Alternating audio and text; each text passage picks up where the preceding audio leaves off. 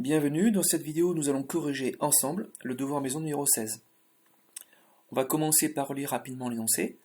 On note la courbe représentative dans un repère orthogonal, donc un repère à angle droit, du plan de la fonction exponentielle x donne exponentielle de x, et on note t la tangente à cette courbe au point d'abscisse nul. Ok. Déterminer algébriquement l'équation réduite de la tangente t. Question numéro 2, on pose blablabla, donc on va faire question par question, mais je vous recommande de lire. Donc si j'applique les recommandations que je vous donne, je dois lire entièrement l'énoncé pour avoir une vue globale. Question numéro 2, on pose pour tout réel x h de x égale exponentielle de x moins 1, petit a calculer h' de x et résoudre dans R l'équation h' de x égale à 0, petit b résoudre dans R l'inéquation h' de x supérieure stricte à 0, petit c déduire de petit a et petit b le tableau de variation de petit h, petit d, quel est le minimum de h sur R en déduire le tableau de signes de h de x, puis interpréter graphiquement pour la courbe C et la tangente T. Alors, question numéro 1, déterminer algébriquement l'équation réduite de la tangente T. Alors, je vous rappelle que on a une formule de la tangente qui fait intervenir le nombre dérivé. Ici, on ne nous parle pas de fonction dérivée. Mais pour répondre à la question 1, la première étape, c'est de calculer f' de x, la fonction dérivée de petit f, et d'en déduire le nombre dérivé de petit f en petit a est égal à 0. Donc la première étape dans le corriger de la question 1, c'est comme des barbares de calculer f' de x, rédaction standard habituelle qui pourrait être allégée un petit peu. La fonction exponentielle x donne exponentielle de x. Alors, j'attire votre attention sur le fait que quand vous parlez de la fonction exponentielle, c'est exponentielle de x qui intervient et pas de chose. Hein. Si jamais vous avez exponentielle de moins x ou exponentielle de 3x plus 2, vous n'avez pas le droit de dire la fonction exponentielle. Vous pouvez dire à la rigueur une fonction exponentielle ou une exponentielle, mais pas la fonction exponentielle. La fonction exponentielle exige exponentielle de x tout seul, exactement exponentielle de x. La dérivable sur R est la dérivée de exponentielle x, c'est exponentielle x. Donc pour tout x appartenant à grand R, f' de x égale exponentielle x. Deuxième point, équation réduite de la tangente. Rappel de la formule du cours, y égale f' de petit a facteur de x moins petit a plus f de petit a. Petite remarque sur les copies que vous m'avez rendues. N'inventez pas une autre formule, hein. Y égale f de a plus autre chose. C'est une permutation qui est un petit peu bizarre, qui est un petit peu étrange, il ne faut pas jouer à ça. Hein. La formule standard, c'est celle-là. Donc c'est celle qu'on apprend, c'est celle que je vous ai donnée. Et c'est celle que vous mémorisez le plus facilement. Pour petit a est égal à 0, on obtient, j'ai remplacé, y égale f' de 0, facteur de x moins 0 plus f de 0. Or, f' de 0, alors f' de 0 s'obtient à partir de f' de x. f' de 0, c'est exponentielle de 0. Et je fais un petit rappel dans un petit cadre vers pomme, que exponentielle de 0, ça fait 1.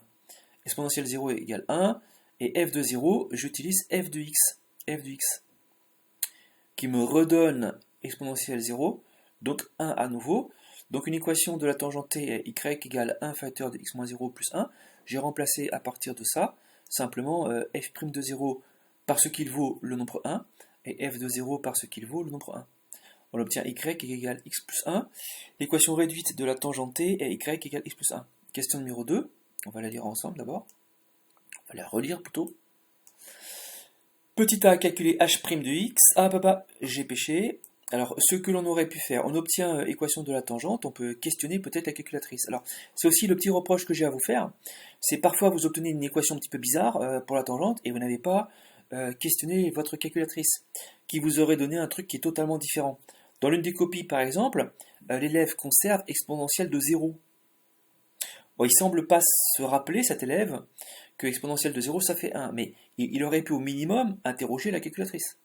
Savoir ce qu'elle en pense. Alors si on interroge la calculatrice, faut pas me faire confiance, j'ai rentré dans y1 l'expression exponentielle de x. Alors je vais le refaire pour bien que vous localisiez l'emplacement des touches. Exponentielle, c'est la touche logarithme népérien, mais la fonction bleu clair. Seconde exponentielle de x. En fenêtre, j'ai pris x min, x max, y min, y max, un petit peu curieux, pour que cela ressemble à ce que l'on a sur l'énoncé, là, et je graphe. Et je vous rappelle qu'à partir du moment où on a la courbe de la fonction f sous les yeux, on peut appliquer la méthode Peyrouot. Alors, seconde dessin, c'est option numéro 5, tangente. Menu peut-être pour choisir la couleur de la tangente. J'appuie sur la touche qui est présente sous menu, sur la calculatrice, c'est-à-dire cette touche-là. Et je vais choisir la couleur de la tangente, vert, très fin. OK. Et la méthode Peyrouot, en fait, on doit répondre à la question que la calculatrice ne nous pose pas, qui est la valeur de petit a. Donc la valeur de petit a, c'est 0, 0, et j'appuie sur Entrée. Et là, au bout d'un certain temps, la calculatrice va d'abord tracer la droite, ça c'est vraiment génial, trace la tangente, on est très content. Et puis, nous rappelle ici le x égale à 0, c'est le rappel de petit a est égal à 0. Et puis, en dessous, elle nous propose l'équation réduite. Sauf qu'elle fait avec les moyens du bord, avec sa petite imperfection. Et donc, on comprend bien ici qu'il faut arrondir, hein, c'est y égale 1x plus 1. Donc, y égale x plus 1. Donc, la calculatrice est d'accord avec nous. L'équation réduite de la tangente, t, c'est y égale x plus 1. Revenons à nos moutons. Question numéro 2. On pose pour tout x appartenant à grand R, h de x égale exponentielle de x moins moins 1. Ah, et là on commence à faire le lien avec ce qui précède. Pourquoi? Parce que f de x c'est exponentielle de x, et puis le moins x moins 1 qui ressemble furieusement à x plus 1. En vérité, c'est moins, entre parenthèses, x plus 1, fermez la parenthèse. Donc, moins, entre parenthèses, l'écriture qui correspond au membre de droite dans l'équation réduite de la tangente, qui était x plus 1. Donc, on se doute que h de x est lié d'une part à f de x et d'autre part à l'écriture de l'équation réduite de la tangente, t.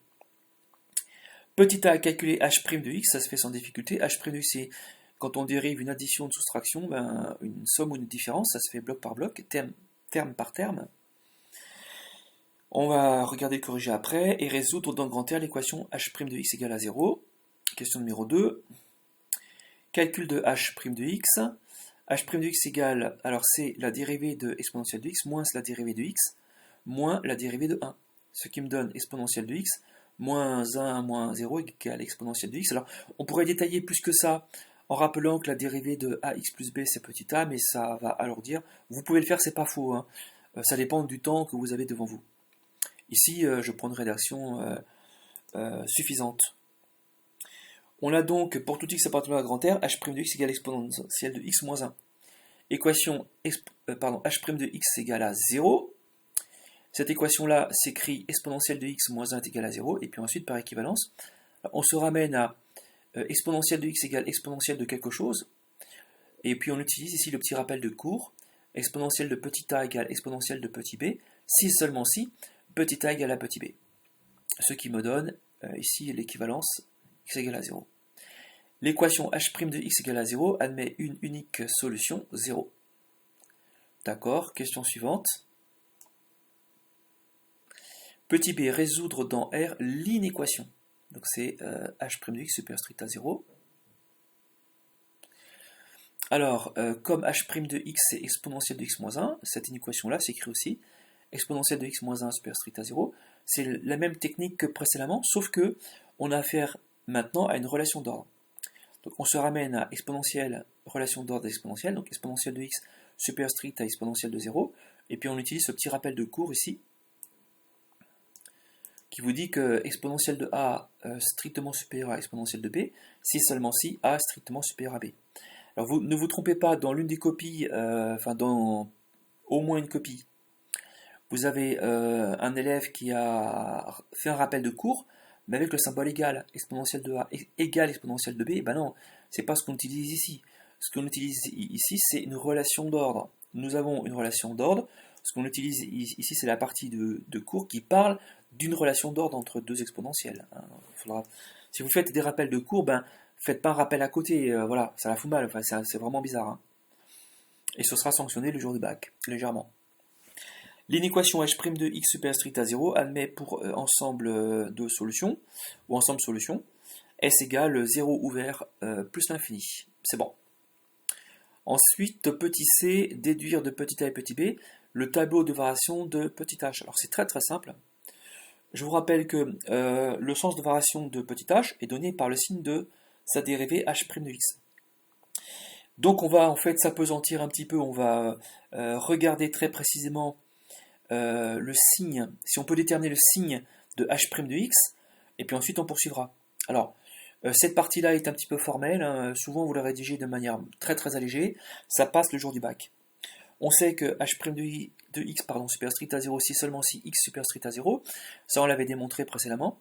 Donc on a l'équivalence, si on prend le contraire, donc non ça, équivaut à non cette affirmation-là. Donc non cette affirmation-là est donc équivalente à non cette affirmation-là. Alors non ça équivaut à non ça, mais non h' de x, donc le contraire de h' de x supérieur strict à 0, c'est h' de x inférieur ou égal à 0. Équivaut à non x supérieur ou égal à 0, donc le contraire de x supérieur strict à 0, c'est x inférieur ou égal à 0. Donc en toute logique, logiquement parlant, on sait que cette équivalence est vraie. Mais on a fait aussi une petite étude en petit b, en petit a, pardon, donc c'était en petit a, qui était la résolution de h' de x égale à 0. Et on a vu que seul x égale à 0 est solution. Donc si on retire le cas où h' de x vaut 0, il faut retirer dans cette inégalité-là les valeurs de x pour lesquelles h' de x vaut 0, mais il n'y en a qu'une, c'est 0. Donc on a l'équivalence h' de x inférieur strict à 0, si seulement si x inférieur strict à 0. D'où le petit bilan, le petit résumé ici. Pour x strictement négatif, h' de x est strictement négative. Pour x strictement positif, h' de x strictement supérieur à 0. Et h' de 0 est égal à 0. Le signe de h' de x donne le sens de variation de h. On obtient finalement le tableau de variation. Moins l'infini plus l'infini, 0, signe de h' de x. Alors vous ne trompez pas, n'oubliez pas ici les signes. J'ai deux groupes qui m'ont oublié de mettre les signes ici. Bon, il faut faire attention. Hein. Voilà. Et puis lorsqu'on a un signe moins pour la fonction dérivée, lorsque la fonction dérivée est négative sur un intervalle, la fonction considérée, elle est strictement décroissante sur l'intervalle considéré. Donc ici, donc en langage d'élève, lorsque tu as un moins pour la dérivée, tu as une flèche qui descend. Lorsque tu as un plus pour la fonction dérivée, tu as une flèche qui monte. Il faudra bien relire le cours, précisément. Et puis on reporte le fait que h de 0 est égal à 0. H de 0, je l'ai calculé séparément, puisqu'on ne l'avait pas encore calculé. Alors pour calculer h de 0, il faut revenir à h de x, il ne faut pas tricher. H de x, c'est exponentielle x moins 1. Donc h de 0, c'est exponentielle de 0 moins 0 moins 1. Exponentielle de 0 qui fera 1. Donc 1 moins 0 moins 1, ce qui va vous donner 0, et non pas 1. J'ai certains élèves, ici je donne le détail des calculs, j'ai certains élèves ici qui m'ont mis le nombre 1. Bon, il ne faut pas se tromper les enfants. Et puis en cas de doute, on en interroge la calculatrice. On aurait pu grapher en y2 la courbe de la fonction h, et voir que h de 0 vaut 0 et pas 1. Donc 0 ici. Question suivante, qui était quel est le minimum de h sur R, en déduire le tableau de signe de h de x, puis interpréter graphiquement pour la courbe C et la droite T. Alors, quand on a le tableau de variation sous les yeux, on voit que h de x est toujours supérieur ou égal à 0, donc h de x va être toujours positif ou nul, et ne s'annule que pour x égale à 0. Alors, j'ai fait un petit commentaire ici. On va lire ensemble, d'après le tableau de variation de h, le minimum de h est le nombre 0, atteint pour x égale à 0 uniquement. Par conséquent, h de x est toujours positif ou nul, et s'annule pour une seule valeur de x, le nombre 0. Alors pourquoi est-ce que j'ai mis le mot nombre? C'est simplement parce que pour certains élèves un petit peu fragiles, on va dire, ils pensent que quand on écrit ça, donc, écrire une seule valeur de x de 0.0, c'est parfaitement correct. Mais pour certains élèves, ce rond-là représente le point O origine du repère. Mais non, certainement pas. C'est le nombre 0 ici. Alors pour éviter toute ambiguïté, hop là, dans mon corrigé, le nombre 0, et tout le monde est content. Et le jour du bac, évidemment, c'est OK. Interprétation graphique. En fait, il faut remarquer que h de x s'écrit f de x moins, entre parenthèses, quelque chose, x plus 1. Et x plus 1, ce n'est ni plus ni moins que le membre de droite du y égale x plus 1, qui est l'équation réduite de la tangente t. Or, f de x égale exponentielle de x, et l'équation réduite de t est y égale x plus 1. Donc en fait, h de x s'écrit comme étant la soustraction, c'est f de x moins ce qui définit, si j'ose dire, la droite t. L'expression en x qui correspondrait à la droite t. En langage prof, on ferait intervenir la fonction affine, la fonction g, définie par, pour tout x appartenant à grand R, g de x égale x plus 1, et la droite t est la représentation graphique de la fonction g. Et donc on écrirait h de x égale f de x moins g de x, ce qui permet de mieux comprendre, peut-être pour certains élèves, que h de x, que l'étude du signe de h de x vous donnera la position relative de la courbe de f et de la courbe de la fonction g, qui n'est autre que la droite t. Donc le signe de h de x donne la position relative de la courbe C et de t. Comme h de x est toujours positif ou nul et s'annule pour x égale à 0 uniquement, on en déduit que C est toujours située au-dessus au sens large de la tangente t et qu'elle a un unique point en commun avec t de coordonnées 0, f de 0, c'est-à-dire 0, 1. Alors, voilà, j'espère que ce corrigé vous sera utile. Si jamais vous aviez des questions supplémentaires, n'hésitez pas. Je vous souhaite un bon courage à tous et à très bientôt.